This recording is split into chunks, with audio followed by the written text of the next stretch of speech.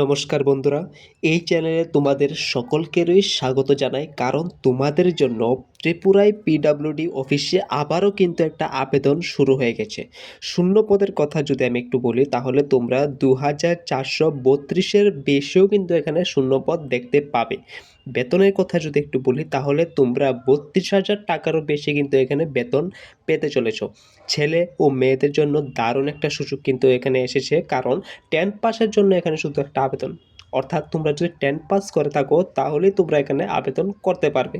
বয়স, বেতন, যোগ্যতা আদি সকল তথ্য আমি এই ভিডিওর মধ্যে আলোচনা করব। তো আশা করি ভিডিওটাকে সবাই শেষ পর্যন্ত দেখবে, এবং যারা যারা এখনও ভিডিওটাকে একটা লাইক করোনি, ফটাফট একটা লাইক করে দেবে।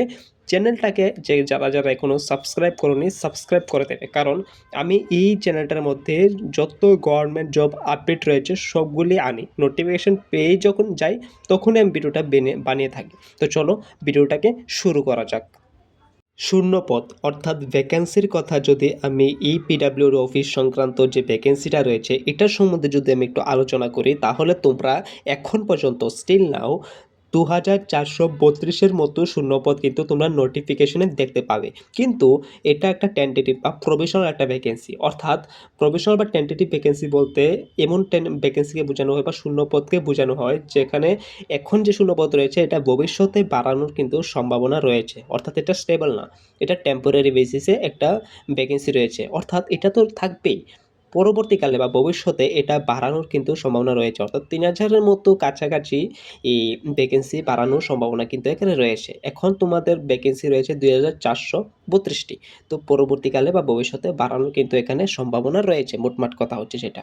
এবং এখানে 2432-এর মধ্যে এসসি, এসটি এবং ওবিসিদের জন্য কিন্তু এখানে রিজার্ভেশন কিন্তু দেওয়া হয়েছে। অর্থাৎ ভ্যাকেন্সি কিন্তু রিজার্ভ কিন্তু আছে। তো তোমরা এটা নোটিফিকেশনে পুরোপুরিভাবে ক্লিয়ারফুলি তোমরা দেখতে পাবে। এখন আমি পোস্টার কথা সম্পর্কে আলোচনা করব। অর্থাৎ দাদা, আমি যদি পিডব্লিউডি অফিসে যদি আমি আবেদন করি এই নোটিফিকেশন অনুযায়ী, তো তাহলে আমি কোন পোস্টে বা আমি ছেলে মেয়ে উভয়ই কোন পোস্টে আমি মানে এই পোস্টটা পাবো, কোন পোস্টে আমি সিলেকশন হব? তো আমি বলে রাখি, তোমরা যদি পিডব্লিউডি অফিসে এই সিলেকশন হও, তাহলে তোমরা এমটিএস অর্থাৎ মাল্টিটাস্কিং স্টাফ পদে কিন্তু নিয়োগ কিন্তু এখানে হতে যাচ্ছ। অর্থাৎ সরকারি যে বিভিন্ন ত্রিপুরার মধ্যে যে সরকারি অফিসগুলি রয়েছে, সেটার মধ্যে যে মাল্টিটাস্কিং স্টাফ অর্থাৎ এমটিএস যে পোস্টটা রয়েছে, সেটার মধ্যে তোমরা এই নিযুক্ত কিন্তু হবে এই সিলেকশনের মাধ্যমে, এই পরীক্ষার মাধ্যমে। ওকে, তো যারা যারা এখনও ভিডিওটাকে একটা লাইক করনি, ফটাফট একটা লাইক করে দাও। চ্যানেলটাকে যারা যারা এখনও সাবস্ক্রাইব করনি, সাবস্ক্রাইব করে দাও। এখন পরবর্তীতে আমি বেতন অর্থাৎ স্যালারির কথা যদি এই মাল্টিটাস্কিং স্টাফ যে পোস্টটা রয়েছে, এটার মধ্যে যদি আমি আলোচনা করি বেতনের দিক থেকে, তাহলে আমি বলবো যে এটার বেসিক পে হতে যাচ্ছে 18,000 টাকা। এটা ফিক্সড, এটা বেসিক পে।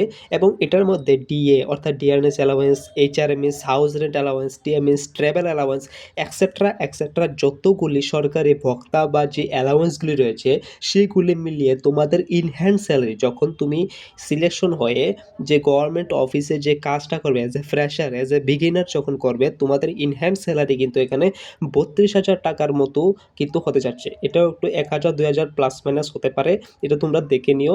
এবং ইনহ্যান্ড স্যালারি আমি বলবো রাফ একটা ক্যালকুলেশন, আমি বলবো যে তোমাদের বেশি মানে ইনহ্যান্ড স্যালারি কেটে কুটে 32,000 টাকার মতো কিন্তু এখানে হতে যাচ্ছে। তো যারা যারা ত্রিপুরার বাসিন্দা, তাদের জন্য একটা দারুণ কিন্তু সুযোগ একটা, কারণ ত্রিপুরার মধ্যে এটা চাকরিটা পাবে।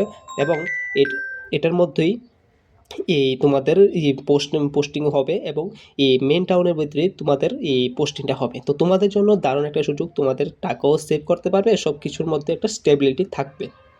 এখন আমি সংক্ষেপে একটু আবেদন তথ্য সম্পর্কে আলোচনা করি। অর্থাৎ এই আবেদন অর্থাৎ পিডব্লিউডি অফিসে যে আবেদন করব বা করবে, কারা কারা আবেদন করতে পারবে? তো আমি ডেকে ডেকে বলেছি যে 10 পাস যারা ছেলে মেয়ে রয়েছে ত্রিপুরা থেকে, উভয়ই কিন্তু এখানে আবেদন করতে পারবে। হ্যাঁ, এমন নয় যে ত্রিপুরার বাইরে থেকে আবেদন কোনো ছেলে মেয়ে আবেদন করতে পারবে না, পারবে।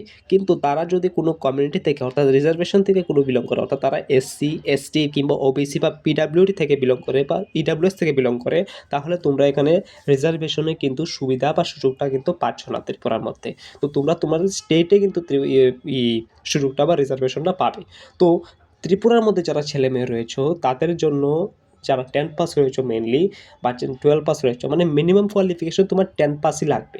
যারা ছেলে মেয়ে রয়েছে উভয়ই কিন্তু এখানে আবেদন করতে পারবে এবং তোমাদের জন্য একটা সোনালী সুযোগ বা দারুণ কিন্তু একটা সুযোগ কিন্তু এখানে রয়েছে। তো তোমরা যারা 10 পাস করেছো তোমরা সবাই কিন্তু এখানে আবেদন করবে।